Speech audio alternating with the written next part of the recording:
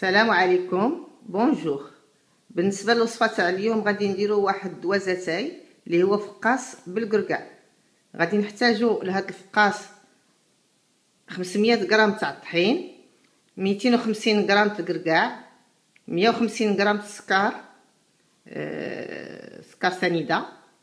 غادي نحتاجو 50 غرام الزيت، 50 غرام الزبده، 2 معالق كبار الماء زهر، باكيه الخميره، باكيه فاني، 3 البيضات، اللوز افيلي للتزيين، شويه تاع بيض البيض باش نلصقوا اللوز افيلي. Pour cette recette, il s'agit d'un gâteau de thé appelé focaccia aux noix. On aura besoin des ingrédients suivants: 500 g de farine, 250 g de noix, 50 ml d'huile de table, 50 g de beurre, 2 cuillères à soupe d'eau de fleur d'oranger, 150 g de sucre en poudre, un sachet de levure chimique, un sachet de vanille, 3 œufs, un peu d'amandes effilées pour la finition et un peu de blanc d'œuf. غادي نديرو فواحد الدراب او ماكينه اللي غادي تمكن لها تعجن لينا الطحين، الزبده، الزيت، البيض، الفاني، الخميره، الزهر، على محل العناصر كلها ما عدا الكركاع والبيض البيض واللوز.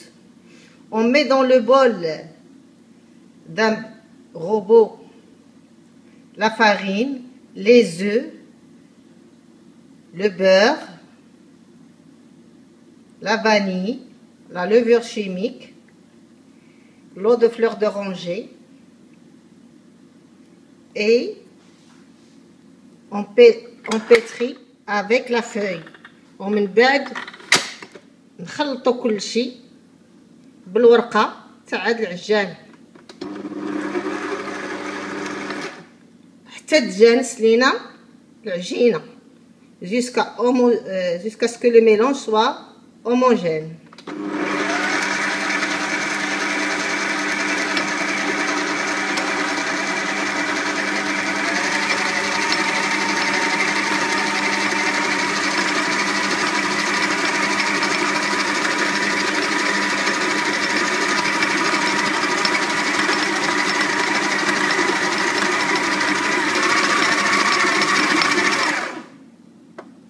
إذا العجينه هي تجمعات لينا غادي نجمعوها ونديروها في واحد البلاستيك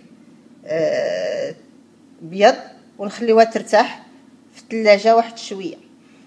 La pâte est à présent homogène. On va la mettre dans un plastique alimentaire. La pâte est à présent homogène. On va la mettre dans un plastique alimentaire pour qu'elle se repose un peu au frais. باش تسهل علينا الخدمه تاع لاباط قبل ما نديروها في الثلاجه ترتاح نحاولوا نقرصوها في ذاك البلاستيك اليمونتير باش تبرد لينا دغيا وتسهل علينا حتى حنا الخدمه. Pour faciliter le travail de la pâte, on essaye de l'étaler dans son plastique alimentaire avant de la mettre au frais pour faciliter son travail après. غادي نسرحوا العجين تاعنا في ميكا اللي كانت فيه وندردروا الكركاع وعاد نلولبوا. On va étaler la pâte dans le plastique alimentaire et on saupoudre les noix concassées et on enroule le tout.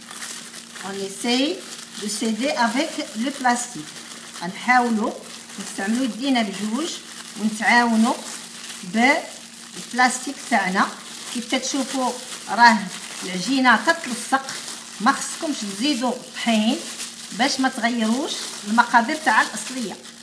La pâte elle est bien collante. On essaye de ne pas ajouter la farine pour ne pas changer la texture du gâteau. On enroule le tout comme ça. Voilà.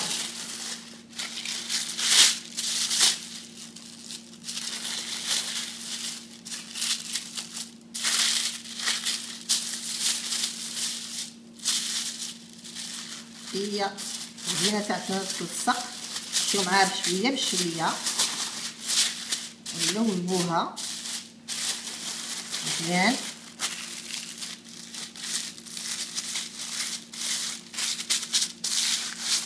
ندورو العجينه في هذا البلاستيك باش نحصلو على الشكل التالي.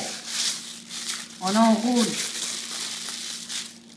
la pâte dans le plastique pour avoir un boudin qui contient les noix. غادي ناخدو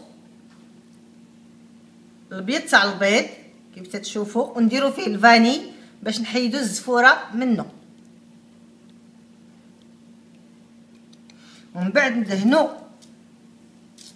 العجين تاعنا بهذا البيض تاع البيض من كل جوانب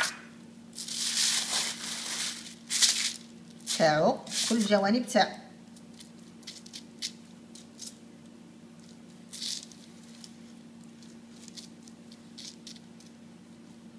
دهنوه مزيان.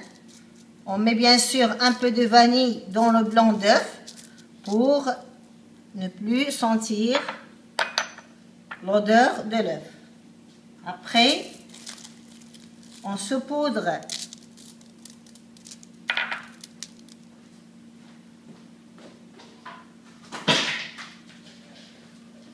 l'amande effilée مزيان. نغطيو الكل بلاموند فيلي مزيان.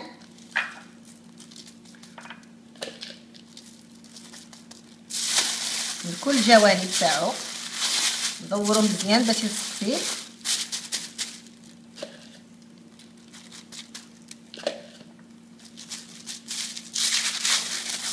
حاولوا نقرصوا شويه ونيطال ان تي بو، ومن بعد غادي نديروه فوق واحد اللاطه اللي غتمشي للفران. راني سبق لي ودرت وحده في الاول، بعدو وحده على وحده. الو من الاحسن نديرو الفران بارد، حيت هذا النوع الخميره اللي حنا استعملنا هي خميره تطلع مع الحراره، وخاصها تطلع غير بشويه بشويه، ما يكونش الفران سخون عليها بزاف باش ما تفرقعش لينا الحلوه تاعنا. غادي ندخلوه الفران باش يطيب نص طيبه، ما محتاجينش نحمروه، غادي يطيب غير نص طيبه. من بعد غادي نخرجوه باش نقطعوه نعاودو عاوتاني نكملو الطياب تاعو. On pose notre boudin sur une plaque recouverte d'une silicone et on enfourne dans un four froid à 180 si on veut pour une demi-cuisson.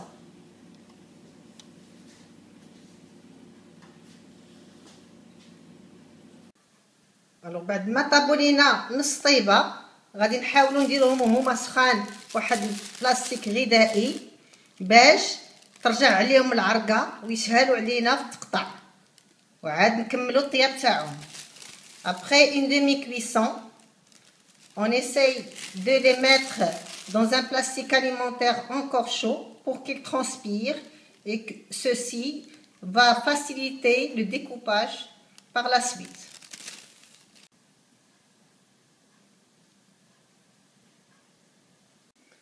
بعد ما طاب الفقاس تاعنا وبرد وقطعناه بواحد المسماضي على السمك ما يكونش وصل 1 سنتيم 0.8 بركه، نعاودو نستفوه فوق اللاطه وندخلوه للفران يكمل الطياب تاعو، ما يتحمرش بزاف. Après avoir laissé refroidir les gâteaux, on les coupe avec un couteau bien déguisé, épaisseur 0,8 centimes, c'est-à-dire 8 mm. On le place sur une plaque allant au four, bien sûr recouvert par une silicone pour terminer la cuisson. الفقاس بالقرقاع تاعنا اللي صاوبنا جميع هو هذا بالصحة والراحة. فقاس au noix que nous avons préparé et le voici. Bon appétit.